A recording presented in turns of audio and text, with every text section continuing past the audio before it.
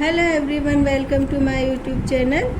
तो बच्चों, सिंचैन का नाम तो आप लोगों ने सुना होगा और सिंचैन की कहानी देखते वक्त आपको नहीं लगता कि आप सच में किसी फैमिली की स्टोरी देख रहे हैं। और सिंचैन की मस्ती, चुलबुलापन, अपनी बहन हेमावारी का ध्यान रखना और उसकी बहन ना जब घुटने चल चल के इधर उधर जाती है तो लगता है कि कोई सचमुच की बच्ची खेल रही है। और सिंचैन कार्टून सीरियल तो ज़्यादातर बच्चों का फेवरेट सीरियल है, लेकिन बच्चों क्या आपको पता है कि सिंचैन की कहानी एक जापानी परिवार की बहुत ही दर्द भरी कहानी और सच्ची कहानी पर आधारित है। और इसमें सिंचैन जापानी बच्चा है और इसमें इसलिए ना कैरेक्टर के नाम भी जापानी हैं और सारा जो सेटअप है वो भी जापानी ही है। तो आज मैं आपको आप सबके प्यारे सिंचैन और उसके मम्मी पापा, दोस्त, उसकी बहन, उसके नन्हे से डॉग की कहानी सुनाती हूँ। लेकिन पूरी कहानी सुनने से पहले मोबाइल ऑफ नहीं करना और मुझे कमेंट ज़रूर करके बताना बच्चों कि आपको ये सिंचैन की सच्ची कहानी कैसी लगी।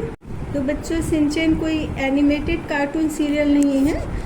सिंचैन सच का बच्चा था और सिंचैन की मौत बचपन में ही हो गई थी, लेकिन इसे लास्ट तक नहीं दिखाया गया और ये भी नहीं दिखाया कि सिंचैन की मौत आखिर कैसे हुई थी। और उसकी जो मदर थी मिसाई नोहरा, बहुत ही ज़्यादा उनको इस दर्द से गुजरना पड़ रहा था क्योंकि एक साथ उनके दोनों बच्चे दुनिया को छोड़ करके चले गए थे। उन बच्चों के लिए उन्होंने ढेर सारे सपने देखे थे, उनके लिए हमेशा कुछ ना कुछ टॉय वगैरह लेकर के आती थी, उन्हें घुमाने फिराने ले जाती थी। इतनी सारी यादें थी कि वो उन बच्चों को किसी भी तरह से भूल ही नहीं सकती थी। और अपने इन टूटे सपनों को जोड़ने के लिए उन्होंने स्केच बनाना शुरू किया और स्केच के साथ साथ बिताए हर पल को जीना शुरू कर दिया। और सबसे पहले मिसाई नोहरा ने स्केच में उस इंसान को ढाला जिसके आने से पहले उनकी ज़िंदगी में खुशियाँ छा गई थी और वह खूबसूरत से पल गुजार रही थी। तो वो थे सिंचैन के पिता हिरोशी नोहरा और उनसे सिंचैन की मम्मी ने शादी की थी। और फिर एक साल बाद सिंचैन का जन्म हुआ था और सिंचैन के पिता एक अच्छे पिता भी थे, साथ में एक अच्छे पति भी थे। और सिंचैन की मदर भी सिंचैन को बहुत ज़्यादा प्यार करती थी, उसकी बहुत केयर करती थी। और यदि सिंचैन नाराज़ हो जाता था तो उसको बहुत अच्छे से दोनों माता पिता मनाते थे क्योंकि सिंचैन बहुत छोटा था, तो बहुत छोटा था और कुछ ज़्यादा ही चुलबुला भी था।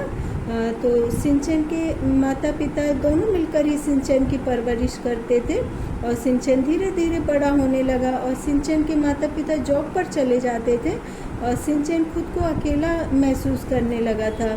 तो एक दिन उसे अपने घर के बाहर एक बॉक्स में डॉगी रखा हुआ मिला, तो उसको वह घर पर ले आया क्योंकि वो डॉगी उसको बहुत अच्छा लग रहा था।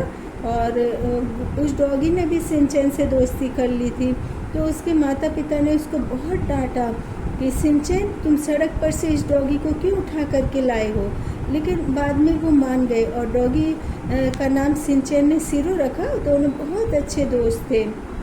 और सिंचैन के माता पिता और सिरो के अलावा सिंचैन के कुछ दोस्त भी थे जो कि उसको गार्डन में मिले थे, लेकिन फिर भी सिंचैन को हमेशा अकेलापन लगता था। लेकिन कुछ दिनों बाद सिंचैन के घर में एक नया मेहमान आने वाला था और जब उसके मम्मी पापा ने उसको बताया तो वो बहुत ज़्यादा खुश रहने लगे। और छोटा सा सिंचैन अपनी मदर का बहुत ज़्यादा ध्यान रखता था। और फिर कुछ दिनों बाद सिंचैन की बहन का जन्म हुआ जिसका नाम की हेमावारी रखा गया। और जब उसकी बहन का जन्म हुआ उसके पिता उसको हॉस्पिटल लेकर के गए, तो अपनी बहन को देख करके सिंचैन बहुत ज़्यादा खुश हुआ। और सिंचैन वैसे तो बहुत शरारती था, लेकिन अपनी बहन हेमावारी और सिरो का बहुत ध्यान रखता था। और हेमावारी घुटनों के बल रेंगती हुई अपने भाई सिंचैन और शेरू के साथ खेलती रहती थी। लेकिन एक दिन मिसाई खाना बना रही थी तो उसको याद आया कि वह ज़रूरी सामान लाना भूल गई है। तो फिर वह दोनों बच्चों सिंचैन और हेमावारी को भी ले गई क्योंकि उस दिन बारिश बहुत ज़्यादा तेज़ हो रही थी, मौसम बिल्कुल भी अच्छा नहीं था।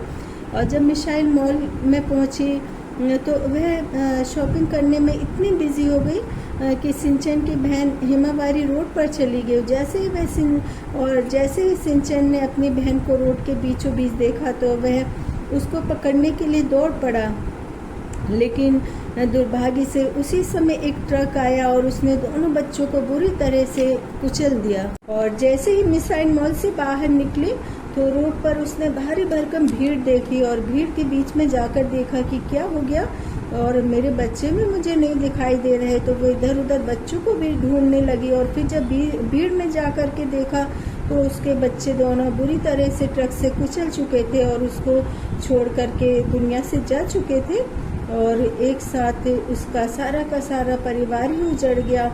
और इन बच्चों का दुनिया से चले जाना तो किसी भी तरह से उसको विश्वास नहीं दिला पा रहा था। और जब मिसाइल के पति को यह बात पता चली तो उन पर तो जैसे दुखों का पहाड़ टूट पड़ा और पल भर में सारी खुशियां मिट गई। क्या क्या नहीं सोचा था बच्चों को लेकर के, लेकिन मिसाइल को ही उन्होंने दोनों बच्चों की मौत का जिम्मेदार ठहराया।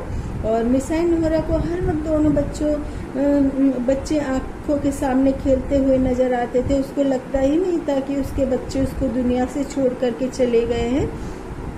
और उन बच्चों की याद में उसने उनके डेली रूटीन, खेलने कूदने, उनकी किस तरह से परवरिश करती थी, तो उसका स्केच बनाना शुरू कर दिया। और वो रोज 10 साल तक अपने बच्चों का रोज की रूटीन का स्केच बनाती रही। और जिस तरह से जैसे कि उसके बच्चे उसके साथ ही रह रहे हैं।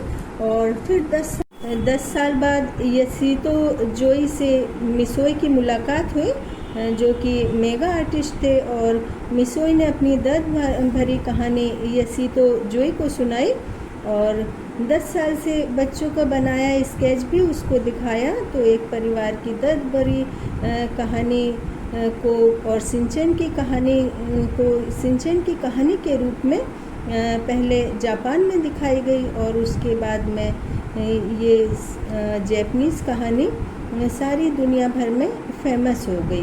तो बच्चों, इस कहानी को सुन करके मुझे सब्सक्राइब ज़रूर से करना।